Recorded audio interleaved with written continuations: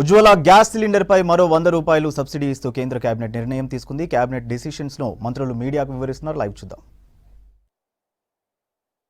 और माननीय प्रधानमंत्री जी ने पिछले कल ही अपने भाषण में नेशनल टर्मरिक बोर्ड बनाने की घोषणा तेलंगाना में एक सभा के दौरान की थी और आज उसकी नोटिफिकेशन भी की गई है। मैंने नोटिफिकेशन हुई इसलिए आपको उससे अवगत करवाना था कि आपको इसकी जानकारी मिल सके। एक और विषय जो सीसीए के अंतर्गत आया वो नॉर्थ कोयल रिजर्वायर प्रोजेक्ट के बचे हुए कार्यों को पूरा करने के लिए रिवाइज कॉस्ट को अनुमोदन दिया गया है। इस प्रोजेक्ट को पूरा करने के लिए अब लगभग 2431 करोड़ रुपए खर्च होंगे, जिसकी संस्तुति की गई है। ये प्रोजेक्ट के बचे हुए कार्य अगले 30 महीनों में पूरे किए जाएंगे। इससे बिहार के औरंगाबाद और गया और झारखंड के पलामू और गढ़वा जिलों के 1,14,000 हेक्टेयर से अधिक सूखाग्रस्त क्षेत्र में सिंचाई की सुविधा उपलब्ध होगी। थोड़ा मैं आपको इसके बैकग्राउंड इसलिए बताना चाहता हूं क्योंकि इतना पुराना प्रोजेक्ट है। बहुत सारे प्रोजेक्ट कांग्रेस के समय शुरू होते थे, पूरे नहीं हो पाते थे। 1970 में नॉर्थ कोयल प्रोजेक्ट को अनुमोदित किया गया था और 1972 में इसको प्रारंभ किया गया। 1972 से 1993 के बीच में बिहार सरकार ने इस प्रोजेक्ट के डैम, बराज, लेफ्ट मेन कनाल और राइट मेन कनाल के कार्य को लगभग पूरा किया था। तो 1993 में डैम के पानी से बेतला नेशनल प्रोजेक्ट और ये सब इलाकों में प्रभाव पड़ता, तो उसके बाद उसको रोका गया। बिहार और झारखंड के साथ लगते इलाकों में लोगों को जिनकी जमीनें भी जानी या जिनका उस समय जमीन अधिग्रहण भी किया गया और प्रोजेक्ट चल भी रहा था, लेकिन 93 के बाद इस पर कोई गति नहीं बन पाई। 2017 में कैबिनेट द्वारा इस प्रोजेक्ट को पूरा करने के लिए 1,622 करोड़ रुपए की मंजूरी उस समय दी गई थी, लेकिन आज जो मंजूरी दी गई है वो राइट मेन कनाल, लेफ्ट मेन कनाल को कंप्लीट लाइनिंग और गैर डिस्ट्रीब्यूशन सिस्टम को निर्माण को भी पूरा करने के लिए अनुमति दे दी गई ताकि प्रोजेक्ट को पूरा किया जाए। और इस डैम के जो प्रभावित लोग होंगे, आउस्टी होंगे, उनको कॉम्पनसेशन पैकेज को रिवाइज किया गया है।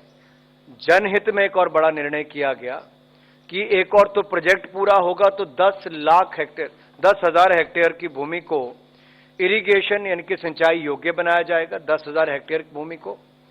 वहीं पर जो प्रोजेक्ट अफेक्टेड फैमिलीज हैं उनको 6.5 लाख रुपया का अतिरिक्त सेंट्रल ग्रांट दिया जाएगा।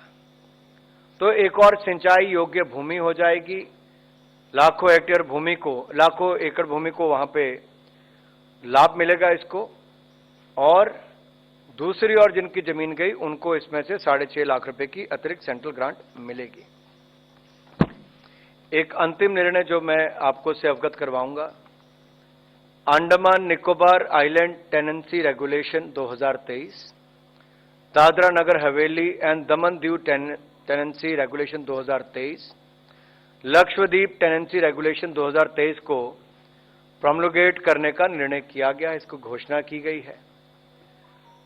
यह जो मॉडल टेनेंसी एक्ट जून 2021 में कैबिनेट द्वारा अनुमोदित किया गया था, इसके पीछे मूल उद्देश्य था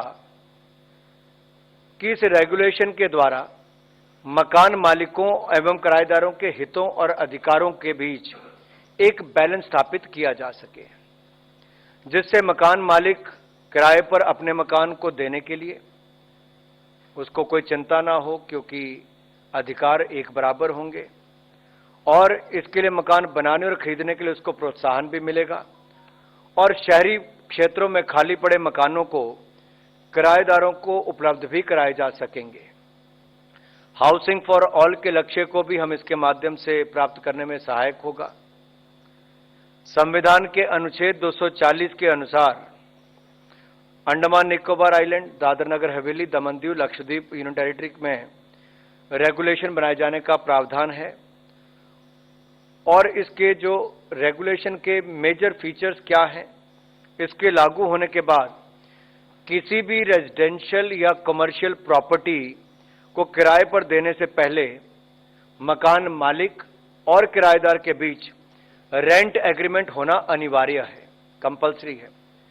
दूसरा, एग्रीमेंट की लिखित सूचना राज्यों में नियुक्त जो रेंटल अथॉरिटी है उसको दी जाएगी और रेंटल अथॉरिटी द्वारा उसको 7 दिन के अंदर एक यूनिक आइडेंटिफिकेशन नंबर दिया जाएगा, जारी किया जाएगा और टेनेंसी से संबंधित सारी सूचनाएं अथॉरिटी की वेबसाइट पर अपलोड कर दी जाएंगी। मकान मालिक और किराएदार आपसी सहमति से किराया तय करेंगे। बिल्डिंग के स्ट्रक्चरल रिपेयर्स या रखरखाव के संबंध में मकान मालिक और किराएदार के दायित्व को स्पष्ट रूप से परिभाषित किया गया है ताकि इसमें कोई कंफ्यूजन न रहे, ताकि लिटिगेशन